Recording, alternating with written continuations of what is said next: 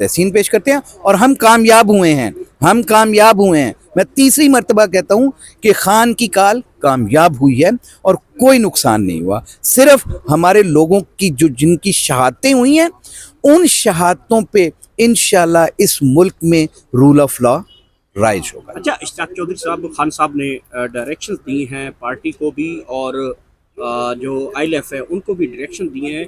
ये जो सानिया डी चौक हो चुका है इसके ऊपर मोहसिन नकवी और वज़ीर आज़म शहबाज शरीफ के ख़िलाफ़ मुकदमा दर्ज किया जाए और अदालतों में दरख्वास्त दी जाए। तो क्या अभी तक ILF ने कोई इस हवाले से दरख्वास्त या मुकदमे की पैरवी करने के लिए कोई लाहेअमल बनाया? ILF ने पूरे डी चौक के सानहे के तमाम फैक्ट्स इकट्ठे किए हैं। अभी तक हमारे शोहदा की लाशों को गायब कर दिया है। ये कहते हैं ना कि जी 10 हुए हैं, 12 हुए हैं, 50 हुए हैं। एक बंदा भी मरना, एक शख्स का कत्ल पूरी इंसानियत का कत्ल होता है। यहाँ पे तो इन्होंने लाशें गायब कर दी हैं। अभी हम अपना डाटा कलेक्ट कर रहे हैं। अभी गिरफ़्तार शुदगान की हमारे पास लिस्ट आई है जो कि मुख्तलिफ़ थानों में, जहाँ 18,000 के ख़िलाफ़ एक मुकदमा दर्ज कर लिया जाएगा, 20,000 के ख़िलाफ़ एक मुकदमा दर्ज कर लिया जाएगा। तो खौफ के तहत लोग आगे पीछे होंगे, गिरफ्तारियों से बचने की कोशिश करेंगे। लेकिन अभी हमें डाटा एग्जैक्टली जब इकट्ठा हो जाता है तो फिर हम उसके मुताबिक ही खान साहब के हुक्म के ऐन मुताबिक हम इनके ख़िलाफ़ मुकदमात दर्ज करवाएंगे। हम पीछे हटने वाले नहीं हैं। ये शहबाज शरीफ और ये मोहसिन नकवी, इनको इसकी कीमत अदा करना होगी, क्योंकि खून कभी रायगा नहीं जाता। और वो कहते हैं ना, खून फिर खून है, टपकेगा तो जम जाएगा। ये हकीकत है। ये खून बोलता है, सर चढ़ के बोलता है।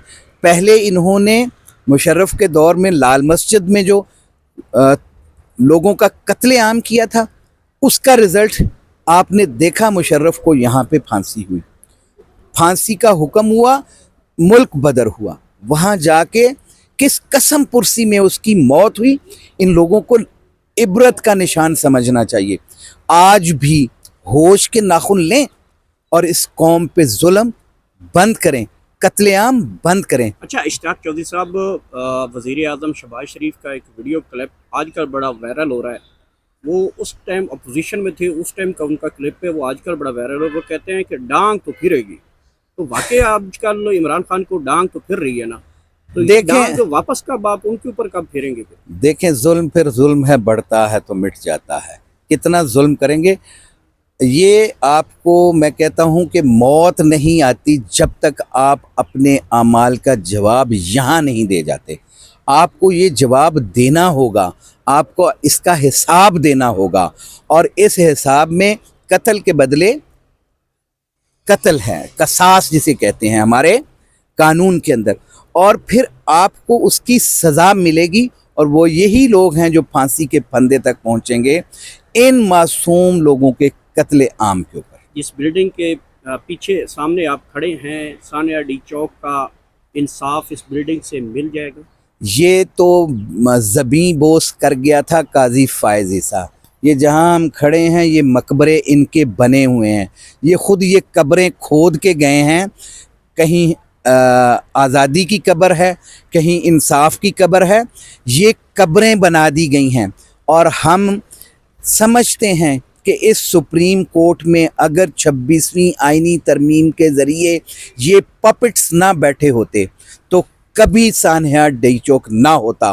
और अगर खुदा ना खास्ता किसी एक शख्स को भी वहाँ कत्ल किया जाता तो ये सुप्रीम कोर्ट उसका सुओ मोटो ले चुकी होती।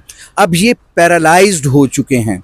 इनके पैरालाइज होने की वजह से ये गुमाश्ते जो हैं जुल्म की अखीर कर चुके हैं। लास्टली बताइएगा कि आप फ्रंट फाइटर हैं इमरान खान के। चीता लफ्ज़ आपको सोशल मीडिया पे मैंने देखा है, कहीं पे बोला जा रहा है, और मोबिलाइजेशन बड़ा करते हैं वकला को। तो क्या 26वीं आइनी तरमीम के हवाले से वकला को कब तक एक पूरा पाकिस्तान इकट्ठा कर लेंगे इस 26वीं आइनी तरमीम के खिलाफ? अल्हम्दुलिल्लाह रब्बिल आलमीन। मुझे इंसान ही रहने दें, लेकिन मैं ये समझता हूँ कि जो इंसान करता है काम वो अपनी पूरी तनदही से करना चाहिए। ये टास्क है हमारा इस मुल्क में आइन की बालादस्ती का। और 26वीं आइनी तरमीम आज मैं इसी इमारत के सामने खड़े होकर कह रहा हूँ कि बढ़ जाएगी।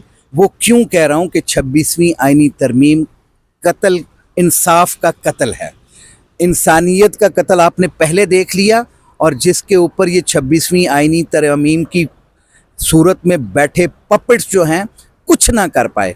मैं फिर कहता हूँ कि 26वीं आईनी तरमीम ख़त्म होगी, इस मुल्क में आइन की बालादस्ती होगी, रूल ऑफ लॉ होगा, और वकला की तहरीक आपने पिछले हफ्ते 30 तारीख को देखा, पूरे पाकिस्तान के वकला ने इस 26 के सानहे के बाद लाहौर हाई कोर्ट में जमा होके इस इंसानियत सोज अमल की मजम्मत भी की, करारदाद भी जारी की और उस पर तहरीक का भी कहा। और दूसरा, 26वीं आईनी तरमीम के ख़िलाफ़ पूरे पाकिस्तान के आज़ाद मनश वकला जो हैं वो यकजान हैं, और पूरे मुल्क में ये तहरीक चल चुकी है। हम तहसील लेवल पे, डिस्ट्रिक्ट लेवल पे, डिवीज़न लेवल पे, सूबे लेवल पे, पूरे पाकिस्तान में इसको मोबिलाइज़ कर चुके हैं, और इंशाअल्लाह हम सुरखरू होंगे। अच्छा, ये बताइएगा कि बैरिस्टर गौहर जो कि चेयरमैन है पाकिस्तान तहरीक इंसाफ के, वो कहते हैं जो लोग हमारे पीटीआई के जो लाशों के हवाले से बता रहे हैं हमारा इनके साथ कोई तल्लक नहीं है,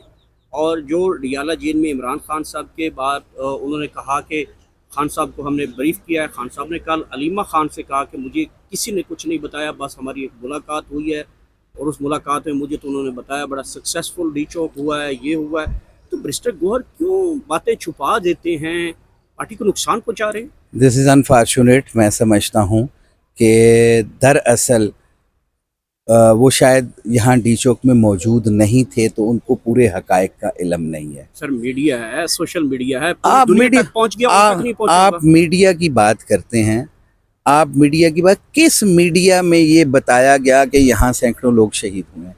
किस मीडिया के ऊपर एक बंदे की शहादत के बारे में भी बयान दिया गया? किस मीडिया के ऊपर ये कहा गया कि जी यहाँ पे गोली चली है? वो तो कहते हैं जो जिनके कंट्रोल में मीडिया इस वक्त है, ये फार्म 47 की हुकूमत इस हद तक उनको इश्तिहारात दे रही है, इस तरह से उनको ब्राइब कर रही है, इस तरह से उनको कंपेल कर रही है कि वो तो हकायक बताने के भी मुनाफी बात करते हैं। अच्छा, आपका मतलब ये कहने का है कि जो चेयरमैन है बैरिस्टर गौहर पीटीआई का, वो जो उनको खबर नहीं है कि मतलब डी चौक में कुछ हुआ ही नहीं?